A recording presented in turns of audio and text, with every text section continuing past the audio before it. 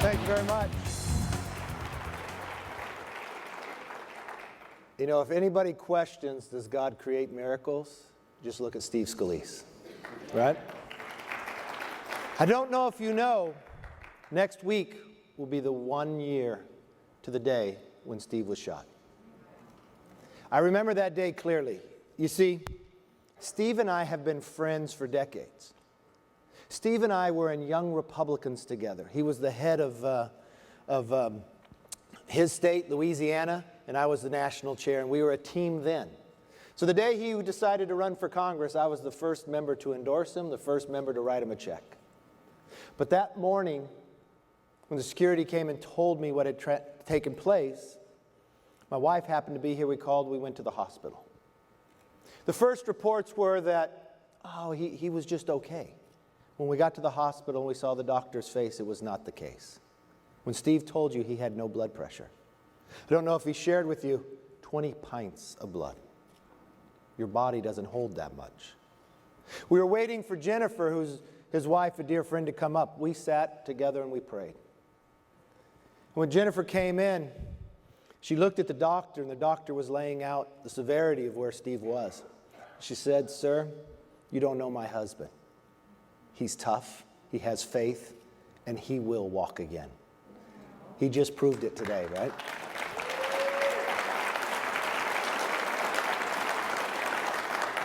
I want to thank you. I want to thank you for your work, for your effort, for never giving up. What a difference one administration can make.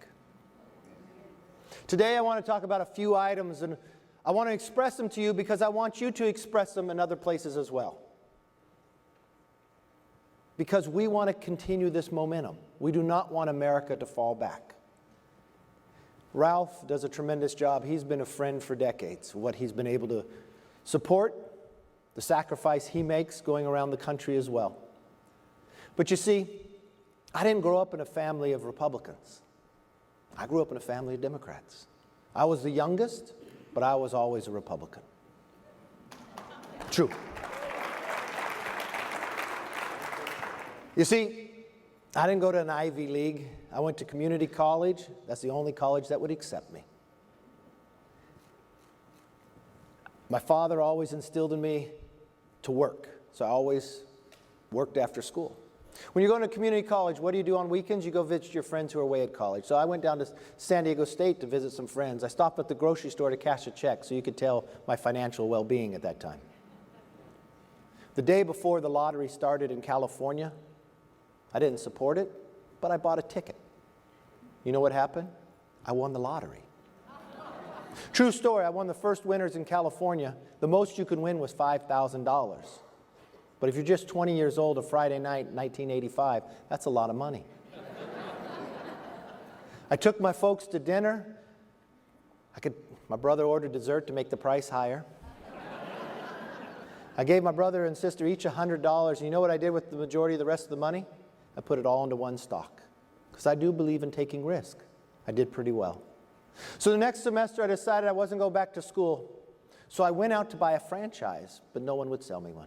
So I started my own business, Kevin O's Deli. I learned 3 lessons if you're a small business owner. First to work, last to leave, last to be paid. But I was pretty successful. So now I have enough money to pay my whole way through college and not work, so I sold my business. Opened up the paper, looked from the paper said be a summer intern in Washington, D.C. with my local congressman. Didn't know him, but thought he'd be lucky to have me. I applied, and he turned me down.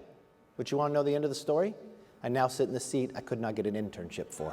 Only in America.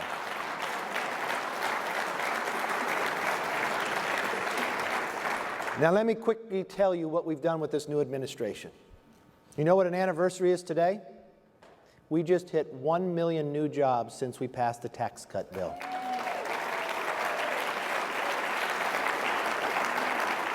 You want to know another thing that CNN won't tell you? In the last 49 years in America, we have only been under 4% unemployment for 7 months. 7 months out of 49 years. But you know, the last 2 months, April and May, are 2 of those 7 years.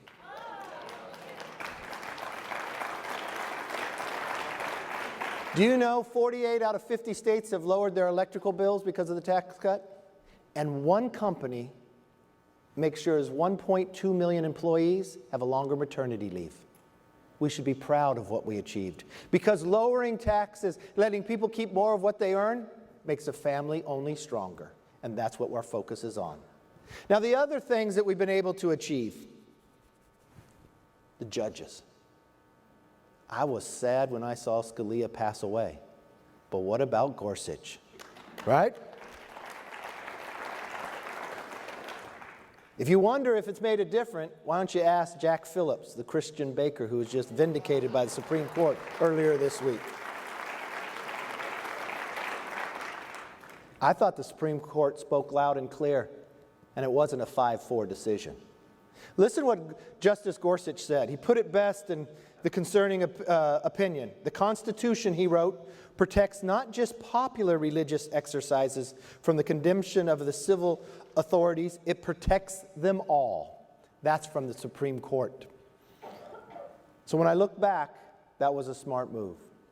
But you know what? We've appointed more judges, and we need more that believe in the Constitution, not somebody who's going to reinterpret the Constitution.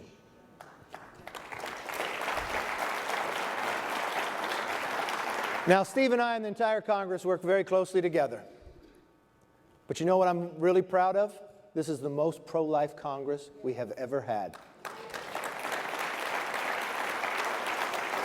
And with this Trump administration, it's only gotten stronger.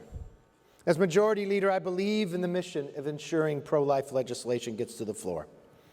Already, we have passed a 20-week abortion ban and a bill to protect the survivors of abortion. And just last month, the Department of Health and Human Services announced a proposal to strip the Title X funding from groups like Planned Parenthood if they don't sever the abortion facilities from their family planning facilities. That is a change. Did you know what HHS also did? I was there that day. They opened an office of civil rights to go after, and also religious freedoms. And now they're investigating what California has done in going against the Weldon Amendment to make sure taxpayer dollars are not spent and mandated. But you know what I'm most concerned about, what I see recently? The censorship of conservative thought. I don't know if you watched what happened recently. You know, if you Googled California Republican Party, you know what they said? That we were Nazism. Not the party of Reagan, not the party of Lincoln, but our ideology was Nazism. I did not sit back. We need to stop the bias. And just a week before, I'm talking to Donald Trump Jr. If you had searched his name on Instagram, it gave you a warning that it was harmful and could even cause death, this site you were searching. And just look what Amazon has done. If you're an Amazon shopper, you could go on your own and you could pick, I think is it Amazon Smart, where you hit and you give they'll give charity money. They have all these charities listed up. Alliance for Defending Freedom. The individuals that argued and fought for Jack Phillips, they got kicked off to give money to, because Amazon thought they weren't a nonprofit and their views were wrong. We need to stand up and stop people from competing against the idea that conservative view cannot be put forth. We have a First Amendment. We have a right to speak it. And anytime they try to stop it, we need to speak a little louder.